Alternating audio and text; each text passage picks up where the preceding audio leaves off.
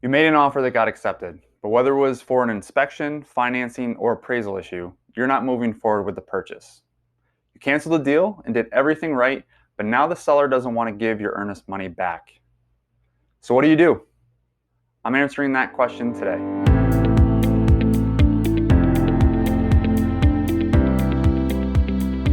Thanks so much for watching. I'm Rick Harrison with MVP Realty, and on this channel, I teach you everything you need to know about living, buying, and selling in Southwest Florida. If this is your first time here, don't forget to subscribe so you don't miss out on all the latest information and updates. So the seller has decided to challenge your earnest money deposit. I'm sure the first thing you're thinking about is, can they actually do that? Unfortunately, a seller can challenge the deposit for absolutely any reason, even an unfounded one. Whether they will win or not, though, is a completely different story. Some sellers feel that their time and efforts deserve to be compensated, even if the reason the deal falls apart has nothing to do with you and everything to do with them. The unfortunate part for realtors as well is that in some cases we get blamed for not protecting our buyers from these disputes, when in reality it's something that is completely out of our control as well. How can we know the seller is going to have a meltdown and demand compensation when the reason the deal fell apart was because the seller didn't fix issues the bank requires for financing approval? You see what I mean? So when would they win? If you have a good agent, while it may be inconvenient and another stressor on the bumpy road to home ownership, most disputes are cut and dry and get solved in mediation. However, some sellers may have probable cause and a right to dispute the earnest money disbursement. The most common reason a seller may have the right to dispute the disbursement is if you miss one of the many deadlines required by your contract. Some of the most common deadlines include the inspection deadline, flood or home insurance deadline, appraisal deadline, or loan approval deadline, with the most obvious deadline to miss being the closing date.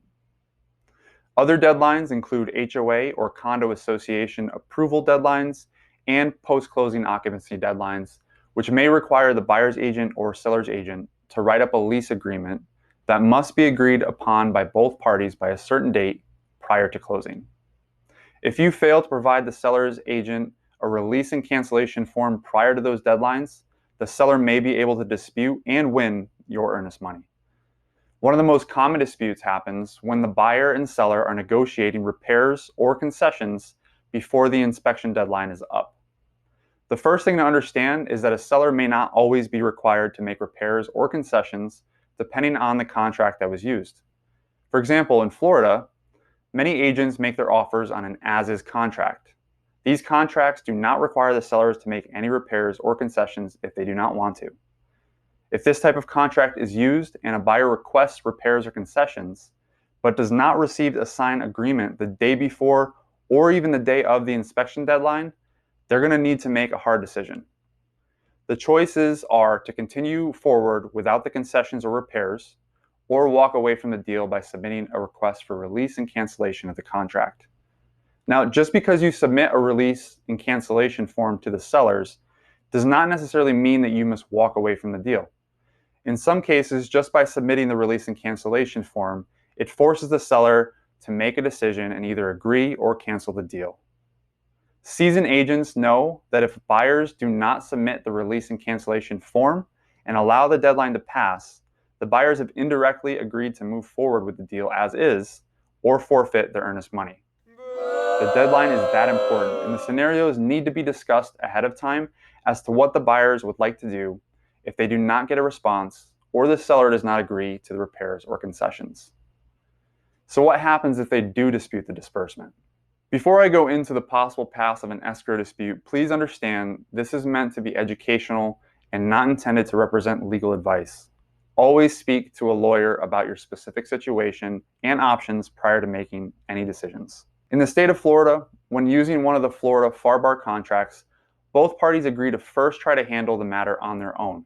And if they cannot resolve it on their own, then it may become a legal matter, sometimes small claims court if it's less than $5,000, or may be submitted to a certified mediator or the Florida Real Estate Commission, also known as FREC. If the mediator or commission cannot determine who the deposit should be awarded to, it will advise the escrow agent to take the dispute to interpleader, which means file suit asking the court to decide. Again, this is for informational purposes only, and you should seek the advice of expertise of a licensed lawyer to determine the best path forward for your situation. Now you know what earnest money disputes entail and some examples of when they are well-founded. But before you have to worry about an escrow dispute, you have to win the offer battle. In my next video, I'll go over 5 things you can do to win the deal in a multiple offer situation. Thanks so much for watching. If you enjoyed this video, be sure to hit the thumbs up button. Leave a comment down below and tell me if you're thinking about buying your first home soon. And be sure to hit the subscribe button.